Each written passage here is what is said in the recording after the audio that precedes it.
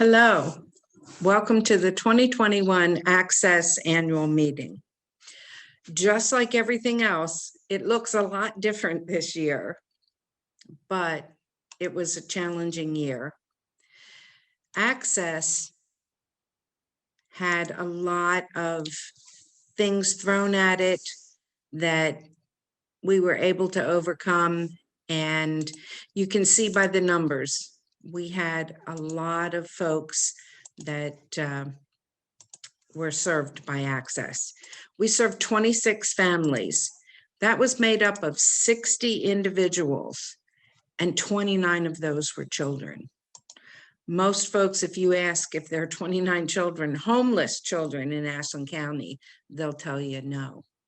But we persevered and we were able to meet our goals. We did have a goal of 85% of all of our guests moving from homelessness to stable housing, and we achieved that by 91%. That's a lot of folks. And all of our Access guests increased their knowledge in accessing resources to obtain long-term housing. Our 2020 outcomes are measured by our exit interview, and you can see from the information shared, our guests did find the Access experience very, very helpful. My favorite is one of our Access guests even received roses from the Lions Rotary Club. There were some things that our Access guests didn't like about the program, but they are the challenging things that come with the rules of being part of the program. I think the hardest thing for our Access guests is they are not allowed to have any visitors in the Access apartment except for the Access volunteers. But my favorite is when they said there wasn't a worse part. And when you look at what their best experiences were, you certainly can see that that interaction and that reduction in isolation, that ability to experience caring and love, actually from folks they don't even know. That's very important to our Access guests. So we ask our Access guests, what can we do to help the program be better? And we've had several quality improvement opportunities from this question.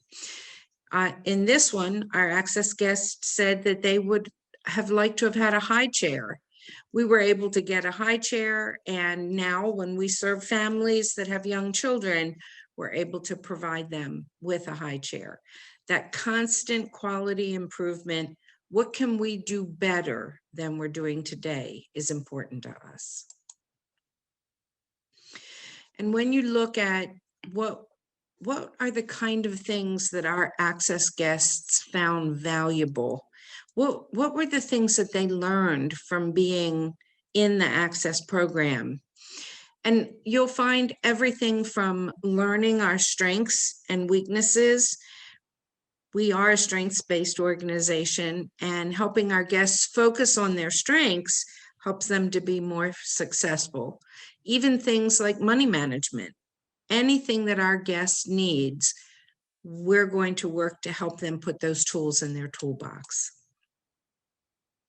Of course, Access doesn't exist if it isn't for our volunteers and our partners. We have partner churches that take turns once a week. Each of the partner churches gets in touch with our Access guests, offers different things if they need help. And of course, they help reduce the isolation by loving and caring for our Access guests. Can't do anything without funding, and Access it was a challenging year. It was a challenging fundraising year, but we did have some funding partners that stepped up and was able to help us. The Ashland County United Way is one of the funders for Access. They've done that for several years. We were able to expand one of our transitional apartments with a special fund from the Ashland County Community Foundation's Women Fund Women's Fund grant. Even local businesses like the Fig and Oak were able to do some fundraising and help out. Every little bit makes a big difference. It kept us going in a time when we weren't really able to do a lot of fundraising. And access isn't access without all of the volunteers. We have volunteers that help with the churches. We have volunteers that help with the running of access, and we have volunteers that help on our board.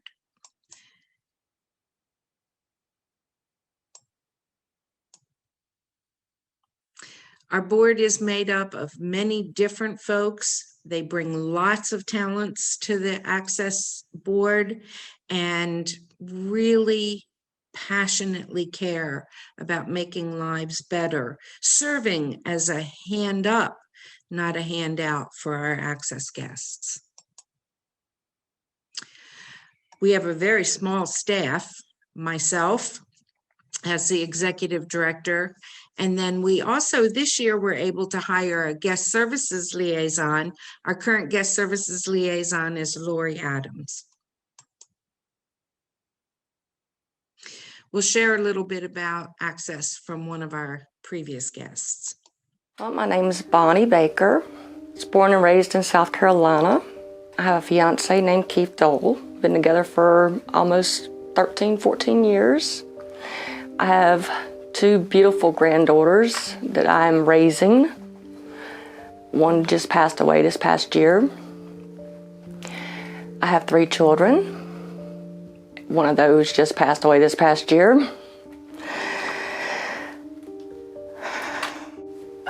Keith was taken out of work in 2018. So it got to where it was very stressful, just with my income, because I'm on disability because I have seizures. So I talked to a friend of ours, and he told me, he goes, I've got this big house, why don't you and Keith and the girls just move in with me? I told him, I said, okay, we can be up there September the 1st when my check comes in. So I loaded up a U-Haul September the 1st, and we struck out. We moved in with Tom. I'm gonna say about October, Keith went back to South Carolina because him and Tom got in an argument. So with that being said, Keith went back to South Carolina. Me and the girls stayed with Tom because we kind of like Ashland. We kind of felt at home. Tom got to where he wanted to be boss man over me. You can't be a boss man over a 46-year-old woman. That's not happening. She's her own boss. But when he started cussing at me in front of Lexi and Leah, it was time to go. So I packed them up and we just stayed in the car that night. The next day I took them into the school and I talked to Miss Renee, which is a school liaison at Reagan Elementary. After I met with Miss Renee at the school, she called Miss Kathy and she left a voicemail. And then she called Miss Cindy Kay at the Kroc Center. And I went and seen Miss Cindy Kay. And Miss Cindy Kay put me in a motel room for the night for me and the girls.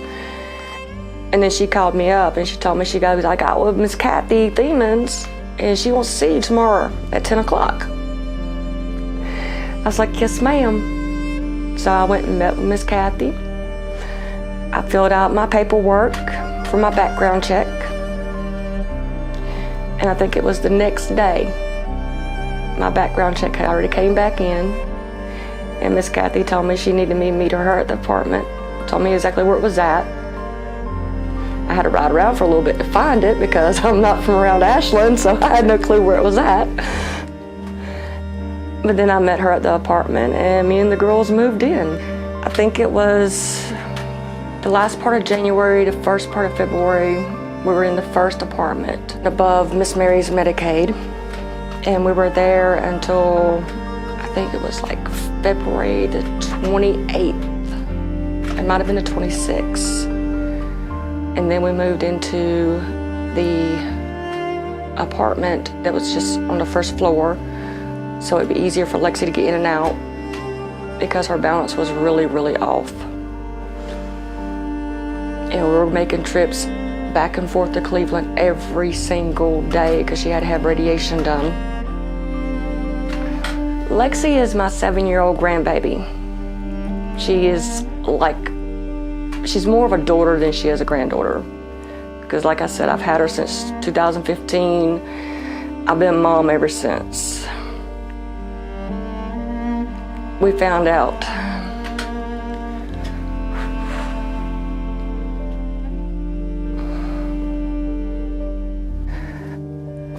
February 20th she had brain cancer.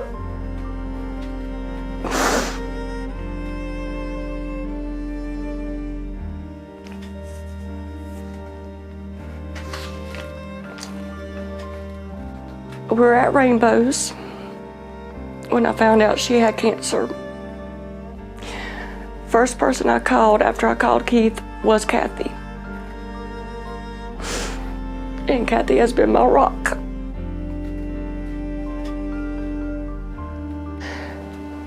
When Lexi passed and I went to this cemetery and I talked to the guy, he told me that the plot he was putting her next to, there was 2 little boys there, a 7-year-old and a 10-year-old, that also had passed away from DIPG. It's a cancer that forms in the brainstem that anyone can get. It just all of a sudden happens. Sometimes you're born with it, but your body fights it off and it comes back later on in life. With Lexi, it just so happened when she was 7. To have the community help with childcare with Leah, because Leah did not need to see Lexi's health failing as quick as it did. Because it really hit Leah really hard when she came back home that Tuesday morning. First thing she did when she walked in was, "Where's Lexi?" And I just kind of broke down, and Keith took her by the hand and took her outside, and he told her, he goes, "Baby, Lexi passed away." I believe with a self-sufficiency plan is where we started putting tools in my toolbox. And that was very helpful. And with any guest, if they start using their tools, they can further their life. With their self-sufficiency plans, to follow through with their housing, their health, their financing, because it's a real good benefit. It's tools they're going to need. The volunteers with Access, when I was in Access, they actually were there. All of them gave me their phone numbers. If I needed them anytime during the day or night, I could call them up. If I just wanted to talk, or if I wanted to cry, if I wanted to scream, they told me, just call us. We're here. So volunteering is awesome with Access, because it actually gets people involved. A lot of the churches, I don't remember all of their names, they would bring food over. Miss Cheryl Benway would bring food just about every other day. Scott Myers with Ashland Christian, he would come over and we would pray. And me and the girls started going to his church. And I think he even considers us members of his church, which is a good thing because I've never been a member of a church. With Access, it's more like a respectful family, and something that I have never had. I never really knew what family love was until I came into the Access program. The Access program is very much needed because there's a lot of women that are homeless. Some of them have children, some of them don't have children. If I hadn't been in Access when Lexi got sick, I probably would have went completely stir crazy, because the family I have in South Carolina, they were accusing me of everything that was going wrong with Lexi. And it probably would have drove me down to the path that I was on back in the 90s, drugs and alcohol. I didn't need drugs and alcohol when I was in the Access program. The Access program has taught me how to be more of a backbony person. Something I didn't have for a long time. And now I've got a huge one.